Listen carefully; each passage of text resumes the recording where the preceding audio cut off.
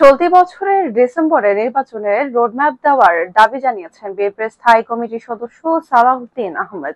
তিনি বলেছেন, এখনো নির্বাচন নিয়ে বিভ্রান্তিমূলক কথাবার্তা হচ্ছে।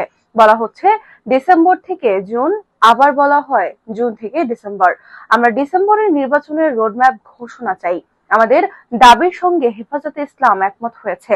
আজ শনিবার রাতে গুলশানে দলের চেয়ারপারসনের কার্যালয়ে এক সংবাদ সম্মেলনে বিএনপির স্থায়ী কমিটির সদস্য সালাউদ্দিন আহমেদ এ দাবি জানান।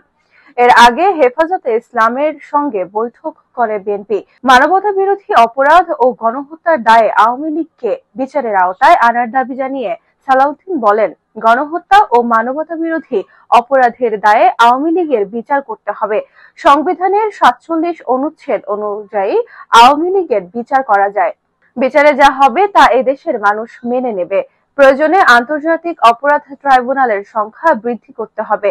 প্রতিটি বিভাগে আন্তর্জাতিক অপরাধ ট্রাইব্যুনাল করা যায়।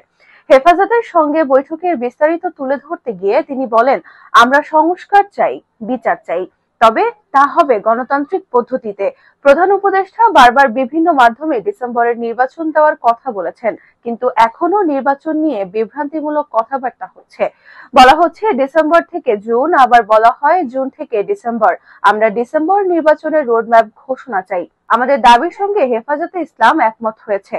সংবাদ সম্মেলনে হেফাজতে ইসলামের নেতাকর্মীদের বিরুদ্ধে করা সব মামলা প্রত্যাহার করতে অন্তর্বর্তী সরকারকে আহ্বান জানান বিএনপির নেতা সালাউদ্দিন।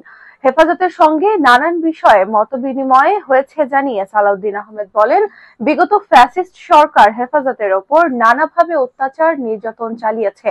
২০১৩ সালের ৫ মে শাপলা চত্বরে যারা শহীদ হয়েছেন তাদের সংখ্যাও এখন পর্যন্ত নিরূপণ করা হয়নি। শাপলা চত্বর হত্যাকাণ্ডের বিচার চেয়ে হেফাজতের পক্ষ থেকে মামলা করা হয়েছে। তারা সেই মামলার বিচার চায়। আমরা তাদের সঙ্গে একমত। ২০২১ সালে একইভাবে আলেম সমাজের ওপর হত্যাযজ্ঞ চালানো হয়েছে, যাতে চট্টগ্রাম এবং ব্রাহ্মণবাড়িয়ায় ২৪ জন জালেম ও ছাত্র নিহত হন। ওই হত্যাকাণ্ডেরও বিচার চায় হেফাজত, যার সঙ্গে আমরা একমত পোষণ করেছি। বিগত ফ্যাসিস্ট আমলে আলেম ওলামাদের বিরুদ্ধে অসংখ্য মিথ্যা মামলা করা হয়েছে, জেলে ভরা হয়েছে এবং সীমাহীন নির্যাতন করা হয়েছে। আমরা হেফাজতের নেতাকর্মীদের বিরুদ্ধে করা সব মিথ্যা মামলার প্রত্যাহার চাই। হেফাজতের সঙ্গে বিএনপির নির্বাচনী জোটের চিন্তা আছে কিনা জানতে চাইলে সালাউদ্দিন বলেন, নির্বাচন আসুক, সে পর্যন্ত অপেক্ষা করতে হবে।